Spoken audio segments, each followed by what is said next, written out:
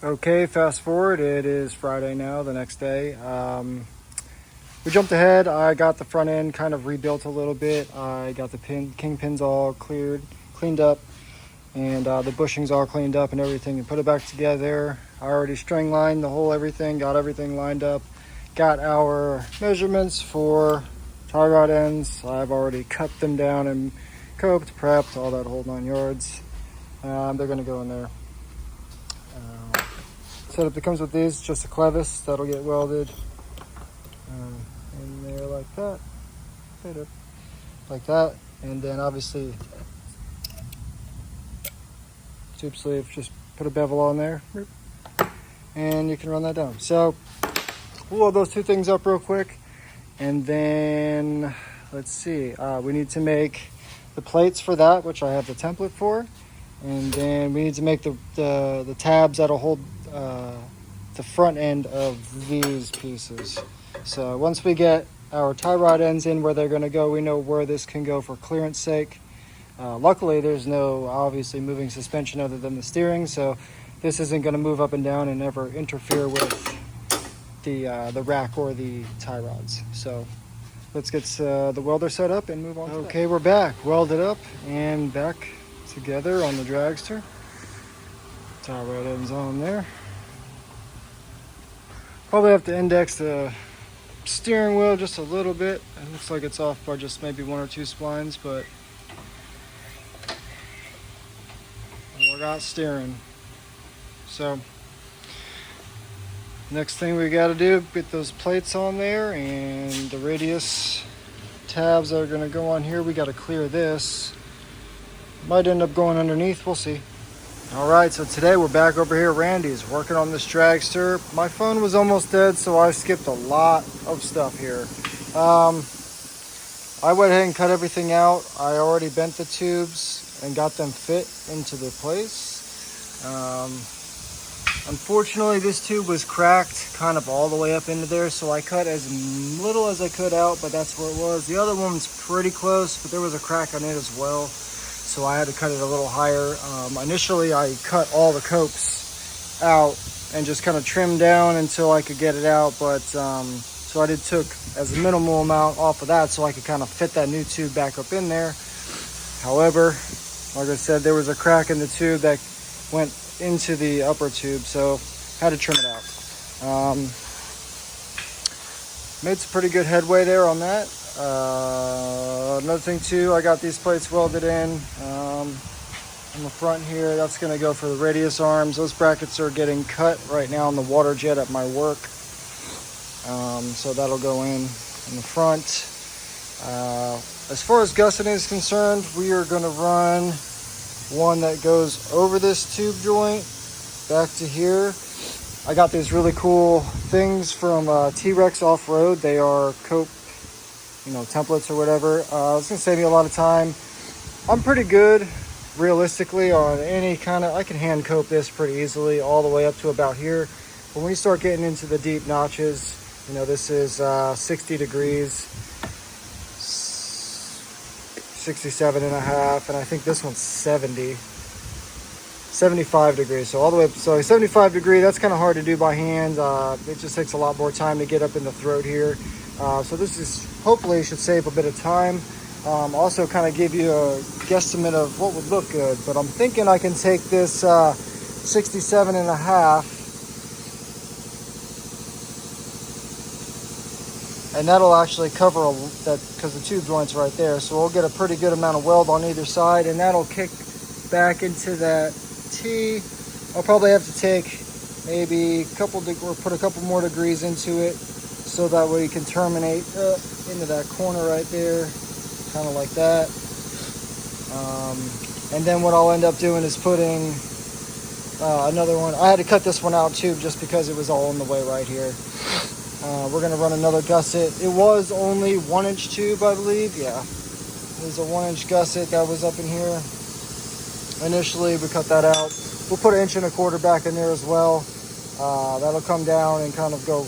I'm going to try to go as much as I can over top of that joint to try to tie in as much as I can. All right, we're using these cope notch templates for the first time. We're going to try to make the bar that goes in there. I'll show you in a second, but this is pretty close. This is the 67.5 degree, 1.25 tube.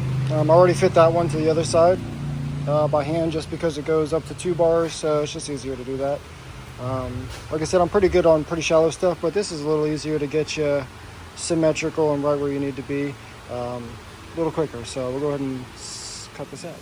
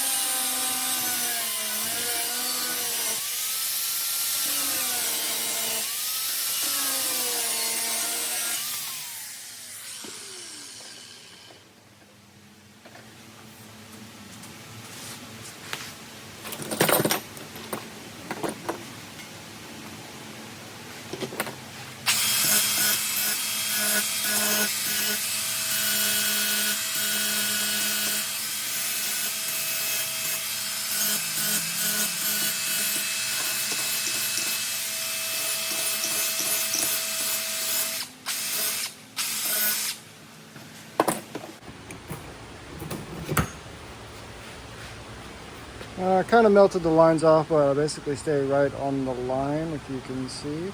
Yep. So we're going to go see how that fits up.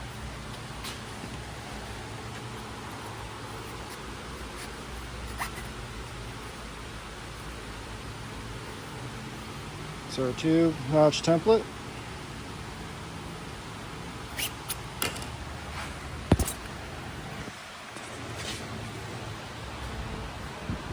Now, I don't know if this is going to be an exact fit on here. Like I said, this is just a good guesstimate. I might have to adjust this a couple degrees, but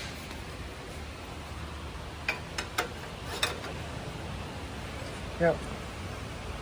But if that was the one I could adjust that one really if I wanted to, just a little bit to get that, or a little bit in the throat there. But I really like how that fits already. So I'll do my trimming on that one. Looks like I just need to take some out right there, which we will go do right now. Right. And as you can see, the notch fits pretty well. It's got a little raised up because of the weld there, which is fine.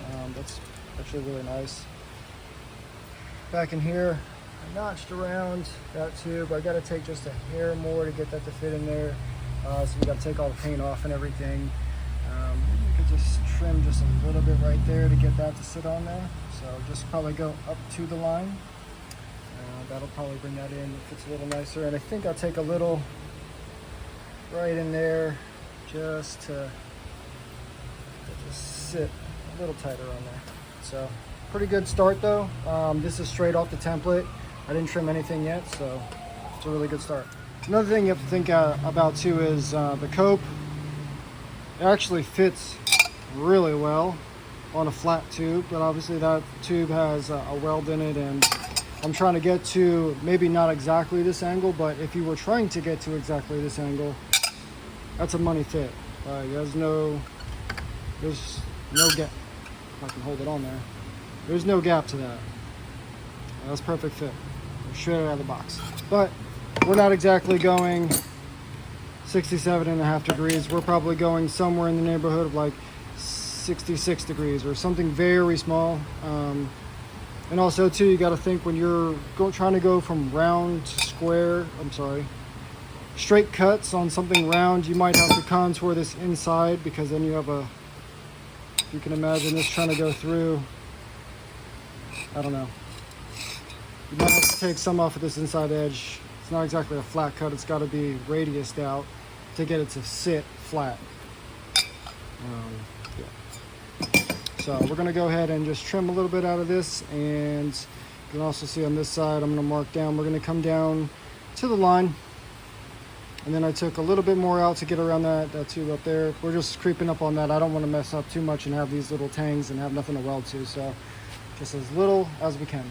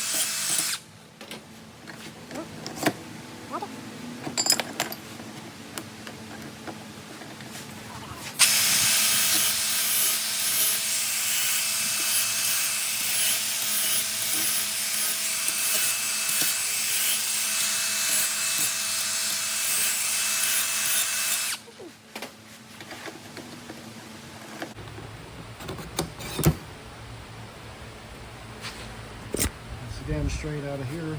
So we took a little more out of there, and then just a little off that one side where I marked.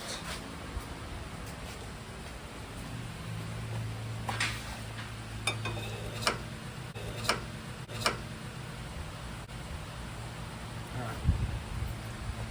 I like that fit a lot better. Much tighter gap. Yes, sir. Okay. Now, theoretically, this piece should mirror on the other side, so let's go.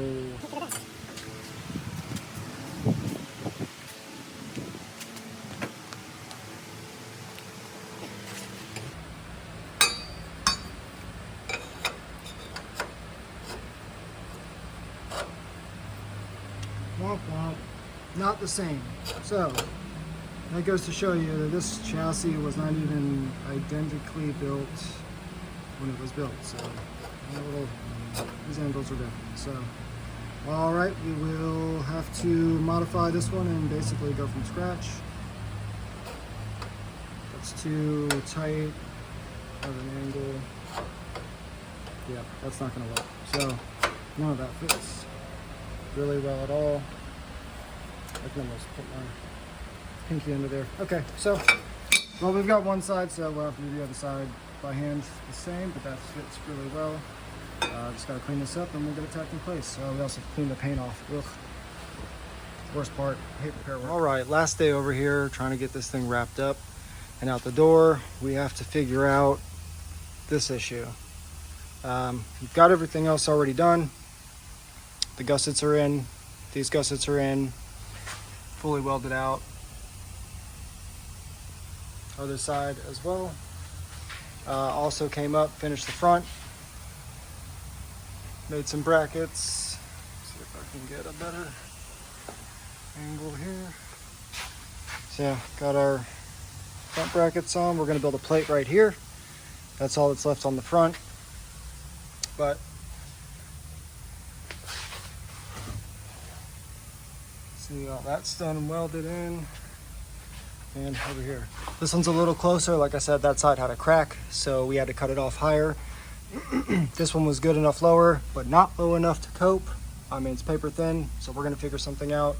I think what we're gonna end up doing is trying to gusset a bar through here.